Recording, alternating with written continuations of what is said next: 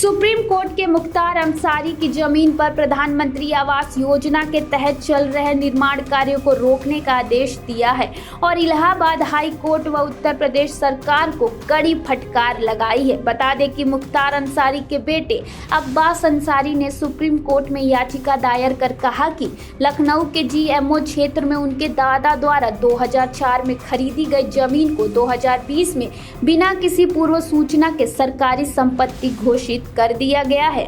अब्बास ने बताया कि इस कार्रवाई के बाद उनके परिवार को जमीन से बेदखल कर दिया गया और हाई कोर्ट में याचिका दायर करने के बावजूद कोई निर्णय नहीं दिया गया।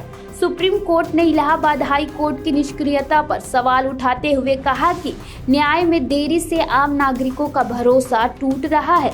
सुप्रीम कोर्ट की पीठ, जिसमें न्यायमूर्ति सूर्यकांत और न्यायमूर्ति एन कोटेश्वर सिंह शामिल थे, उन्होंने यथास्थिति बनाए रखने का आदेश देते हुए उच्च न्यायालय को जल्द सुनवाई करने का निर्देश दिया है।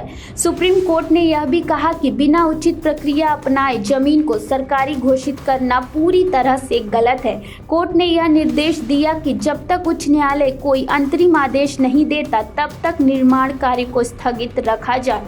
सुप्रीम कोर्ट ने इलाहाबाद हाई कोर्ट की कार्यप्रणाली पर नाराजगी जताते हुए कहा कि बार बार सुनवाई के बावजूद भी निर्णय न लेना बेहद चिंताजनक है।